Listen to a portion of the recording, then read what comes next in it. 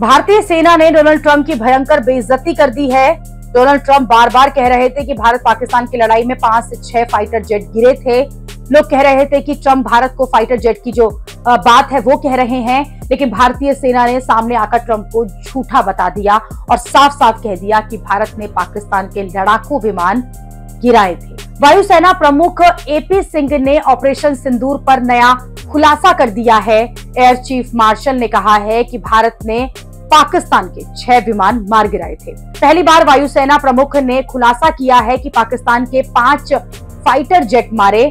इतना ही नहीं, air chief ने ऐसे नए खुलासे किए हैं जिसे पाकिस्तान ही नहीं बल्कि अमेरिका और खासतौर पर डोनाल्ड ट्रंप भी हिल जाएंगे, क्योंकि भारतीय सेना ने न सिर्फ पाकिस्तान के फाइटर जेट मार गिराए बल्कि पाकिस्तान की वायुसेना की रीढ़ की हड्डी ही तोड़ दी। वायुसेना प्रमुख ने खुलासा किया है कि S-400 ने 300 किलोमीटर दूर निशाना लगाकर पाक का सर्विलांस विमान मार गिराया।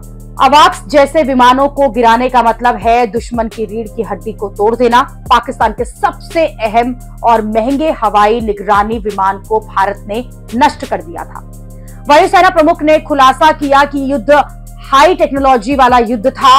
80 से 90 घंटे के युद्ध में पाकिस्तान को पता चल गया था कि अगर ये युद्ध चलता रहा तो फिर पाकिस्तान को और ज्यादा इसकी कीमत चुकानी पड़ेगी।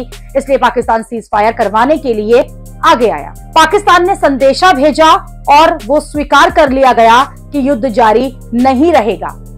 वायुसेना प्रमुख ने यह भी दावा किया है कि सेना को फ्री हैंड दिया गया था। राजनीतिक इच्छा शक्ति की वजह से ही ये बड़ी सफलता भी मिली है। यानी वायुसेना के प्रमुख मोदी सरकार की तारीफ भी कर डाली।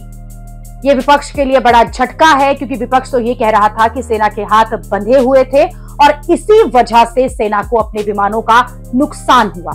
लेकिन वायुसेना के प्रमुख अब खुद आकर ये खुलासा कर रहे हैं कि नुकसान तो पाकिस्तान को हुआ। पाकिस्तान के लड़ाकू विमान गिरे। हालांकि पाकिस्तान अब भी यही कह रहा है कि भारत ने उसका कोई विमान नहीं गिराया, क्योंकि पाकिस्तान पहले दिन से कह रहा है कि उसने भारत के 5 से 6 विमान गिराए।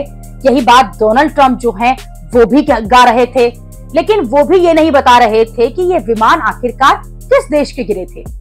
अब भारत के वायुसेना ने जवाब दिया है, जो विमान गिरे थे वो पाकिस्तान के थे।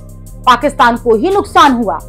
ये भारत के लिए बहुत गर्व की बात है, लेकिन इस खुलासे के बाद भी सवाल बने हुए हैं कि वायुसेना प्रमुख ने जो खुलासा किया है वो बात अब 3 महीने के बाद आखिरकार क्यों बताई जा रही है। वो बात संसद में ऑपरेशन सिंदूर पर चर्चा के बाद पीएम मोदी या रक्षा मंत्री क्यों नहीं बताई।